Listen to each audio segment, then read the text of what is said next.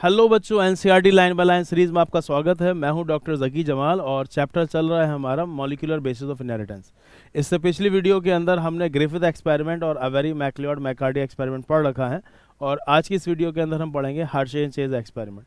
Hershey and chase ने 1952 में एक शानदार एक्सपेरिमेंट के जरिए दुनिया वालों के सामने ये बात प्रूव करके दिखाई कि the genetic material is DNA. हालांकि यही बात 1933 से 1944 11 साल के एक शानदार एक्सपेरिमेंट के जरिए अवेरी मैक्लियोड मैकार्डी ने भी बताई थी कि the hereditary material genetic material DNA. लेकिन 1944 में जब दुनिया वालों के सामने ये बात आई तो कुछ बायोलॉजिस्ट इस एक्सपेरिमेंट से मुतमईन नहीं थे और उनका मानना ये था कि नहीं, जेनेटिक मटेरियल प्रोटीन ही है। तो 44 में ये बात आई, लेकिन तब भी थोड़ा सा लोगों को जहन में डाउट था कि एक्सपेरिमेंट सही से हुआ भी है या नहीं हुआ। और 1952 में हर्शे एंड चेज ने दूसरे तरीके से इस एक्सपेरिमेंट को किया और दुनिया वालों के सामने उस डाउट को बिल्कुल क्लियर कर दिया कि नहीं, जेनेटिक मटेरियल डीएनए ही है। और एनसीईआरटी ने इस बात को एक बहुत खूबसूरत अंदाज में लिखा कि द अनइक्विवोकल प्रूफ, बिना किसी डाउट के, the unequivocal proof that the genetic material is DNA.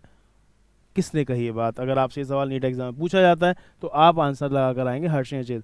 लेकिन अगर आपसे सवाल कॉम्पिटिशन ये पूछा जाता है कि सबसे पहले दुनिया में ये बात किसने प्रूव की कि the genetic material is DNA, तो आपको आंसर लगाना चाहिए अवेरी मैक्लियोड मैकार्डी। तो आज के इस एक्सपेरिमेंट के अंदर हम पढ़ेंगे हर्शे एंड चेज एक्सपेरिमेंट। अपने एक्सपेरिमेंट के लिए हर्शे एंड चेज ने इस्तेमाल किया वायरसेस को जो बैक्टीरिया को इन्फेक्ट पहुंचाते हैं। ऐसे वायरसेस को कहा जाता है बैक्टीरियोफेजेस। आप जानते हैं 11th क्लास में आपने पढ़ा होगा, वायरसेस के बाहर एक प्रोटीन कोट होता है जिसको कैप्सिड भी बोला जाता है और अंदर उनका जेनेटिक मटेरियल होता है। जेनेटिक मटेरियल डीएनए भी हो सकता है, आरएनए भी हो सकता है, सिंगल स्ट्रैंडेड या फिर डबल स्ट्रैंडेड। अपने एक्सपेरिमेंट के अंदर इन्होंने इस्तेमाल किया था बैक्टीरियोफेज, T2 बैक्टीरियोफेज को, जिसके अंदर डबल स्ट्रैंडेड डीएनए मौजूद होता है। और इस एक्सपेरिमेंट को करने से पहले हर्शे एंड चेज को एक बात एकदम क्लियर थी कि डीएनए में फास्फोरस होता है, सल्फर नहीं होता। प्रोटीन में सल्फर होता है, फास्फोरस नहीं होता। ये लाइन आपको भी क्लियर होनी चाहिए ताकि एक ही बार में आप भी इस बात को समझ जाएं। इस बात को हम याद कर सकते हैं DPS से कि डीएनए में फास्फोरस होता है, सल्फर नहीं होता, और प्रोटीन के अंदर सल्फर होता है, फास्फोरस नहीं होता। आपको याद भी होगा कि न्यूक्लियोटाइड से बना होता है DNA. It is a long polymer of nucleotide और हर एक न्यूक्लियोटाइड में एक नाइट्रोजनस बेस, एक पेंटोस शुगर और फॉस्फेट होता है। तो डीएनए में फास्फोरस होता है, फॉस्फेट गैस। और प्रोटीन में सल्फर मौजूद होता है। डीएनए में फास्फोरस होता है, सल्फर नहीं होता, और प्रोटीन में सल्फर होता है, फास्फोरस नहीं होता। तो अपने एक्सपेरिमेंट के लिए इन्होंने दो तरीके के रेडियो एक्टिव सब्सटेंस इस्तेमाल किए, रेडियो एक्टिव फास्फोरस और रेडियो एक्टिव सल्फर। हम रेडियो एक्टिविटी को दिखा देते हैं रेड कलर से कि इन्होंने जो रेडियो एक्टिव फास्फोरस इस्तेमाल किया था वो था P32 और जो रेडियो एक्टिव सल्फर इस्तेमाल किया था वो था S35। इन रेडियो एक्टिव आइसोटोप के एटॉमिक मास कॉम्पिटिशन में पूछे जाते हैं। रेडियो एक्टिव फास्फोरस P32 और radio active sulphur is S35।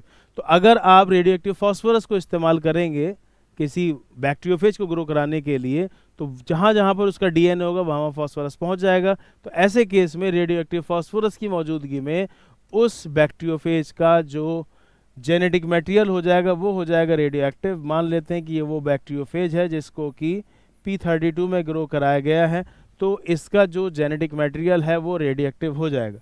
Genetic material radio active हो जाएगा, यानी वो वायरस है जिसको कि आपने ग्रो कराया है P32 में और इसका डीएनए रेडियो एक्टिव है। इसका डीएनए आपको रेडियो एक्टिव नज़र आ रहा है।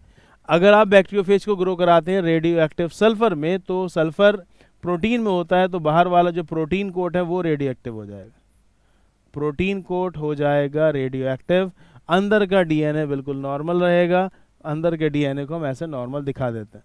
तो यानी इस दूसरे वाले बैक्टीरियोफेज को ग्रो कराया गया है S35 मीडियम में, जिसकी वजह से इसका जो ये प्रोटीन कोट है, जो इसका प्रोटीन कोट है जिसको कि हम कैप्सिड भी कह सकते हैं, वो हो जाएगा रेडियो एक्टिव। तो उन्होंने दो तरीके बैक्टीरियोफेज तैयार किए, एक ऐसा बैक्टीरियोफेज जिसका डीएनए रेडियो एक्टिव है और एक ऐसा बैक्टीरियोफेज जिसका प्रोटीन कोट यानी कैप्सिड रेडियो एक्टिव है।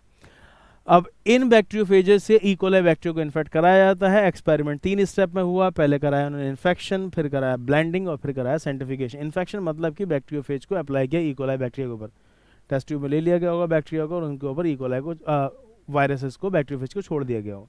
अब होता क्या है कि वायरसेस खुद तो सेल के अंदर एंटर नहीं करते हैं, वो अपने जेनेटिक मटेरियल को अंदर छोड़ते हैं। जेनेटिक मटेरियल अंदर जाने के बाद सेल के न्यूक्लियस पे कब्जा करता है और अपने तरीके के और दूसरे वायरस बनाने लगता है, जिसकी वजह से वो सेल ना रहेगा, बिल्कुल एक वायरस की फैक्ट्री बन जाता है। बिल्कुल ऐसे यहाँ पर होगा कि पहले इन्फेक्शन होगा और बैक्टीरियोफेज आके इकोलाई की आउटर सरफेस पर अटैच हो जाएंगे, वो अपना जेनेटिक मटेरियल अंदर छोड़ेंगे। अब क्योंकि जेनेटिक मटेरियल को ही अंदर पहुंचवाना था, अब बैक्टीरियोफेज का काम खत्म, तो फिर मीडियम को एजिटेट कराया जाएगा, ब्लेंडिंग कराई जाएगी ताकि जो वो प्रोटीन कोट है वो इकोलाई से बैक्टीरिया से अलग हो जाए।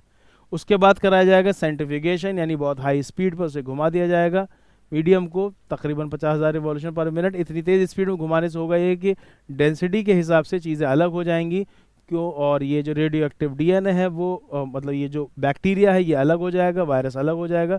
बैक्टीरिया काफ़ी बड़ा होता है, वायरस छोटा, तो डेंसिटी के हिसाब से वायरस बैक्टीरिया अलग हो जाएगा। ऑफ कोर्स बैक्टीरिया नीचे बैठ जाएगा और वायरस ऊपर। जो चीज़ ऊपर रह जाती है उसे सुपरनेटेंट भी कहते हैं, इसलिए एनसीईआरटी में डायग्राम में सुपरनेटेंट लफ्ज़ इस्तेमाल किया गया। जिस केस में रेडियो एक्टिव फॉस्फोरस वाला बैक्टीरिया इस्तेमाल किया गया था, यानी जिसका डीएनए रेडियो एक्टिव था, उस केस में आपको इकोला रेडियो एक्टिव नजर आएगा। फिर से सुनेंगे, जब इन्फेक्शन, ब्लेंडिंग, साइंटिफिकेशन के बाद रिजल्ट देखे गए तो ये देखा गया कि जिस केस में रेडियो एक्टिव फॉस्फोरस यूज़ किया गया था उस केस में इकोला रेडियो एक्टिव नजर आता है। इसका मतलब जो चीज़ वायरस से बैक्टीरिया के अंदर एंटर करती है वो उसका डीएनए है, और जो चीज़ एक जनरेशन से दूसरी जनरेशन एंटर कर जाती है वही जेनेटिक मटेरियल कहलाती है। और फाइनली ये बात प्रूव हो गई दुनिया वालों के सामने कि the genetic material is DNA. देखते हैं एक बार एनसीईआरटी में कैसे समझाया गया।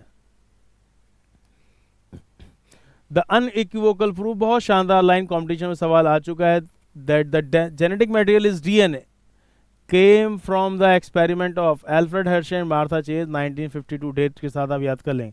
They worked with viruses that infect bacteria called bacteriophages. The bacteriophage attaches to the bacteria and its genetic material then enters the bacterial cell. The bacterial cell treats the viral genetic material as if it was its own genetic material and subsequently manufactures more virus particles. Hershey and Chase worked to discover whether it was protein or DNA from the viruses that entered the bacteria. क्योंकि वैसे तो अवेरी McLeod McCarthy के experiment से बात proof हो चुकी थी कि DNA is the genetic material, लेकिन कुछ लोगों को डाउट था तब भी कि शायद प्रोटीन जेनेटिक मटेरियल। तो हर्शे एंड चेज ने इस चीज़ को क्लियर किया कि नहीं, प्रोटीन जेनेटिक मटेरियल नहीं है, DNA he genetic material. They grew some viruses on a medium that contain radioactive phosphorus यानी कि P32, and some others on a medium that contain radioactive sulfur यानी कि S35। Viruses grown in the presence of radioactive phosphorus contain radioactive DNA। जिनको radioactive phosphorus में grow कराया गया उनका DNA radioactive हो गया, बट नॉट रेडियोएक्टिव प्रोटीन, यानी उनका प्रोटीन कोड रेडियोएक्टिव नहीं हुआ, because DNA contain phosphorus but protein does not. Protein में फॉस्फोरस नहीं होता। Similarly viruses grown in radioactive sulphur, वो वायरस जिनको ग्रो कराया गया रेडियोएक्टिव सल्फर में, कंटेन रेडियोएक्टिव प्रोटीन, उनके पास रेडियोएक्टिव प्रोटीन मौजूद था, यानी उनका प्रोटीन कोड रेडियोएक्टिव हो गया था, लेकिन उनके पास रेडियोएक्टिव डीएनए नहीं था क्योंकि डीएनए में सल्फर नहीं होता। आगे देखते हैं।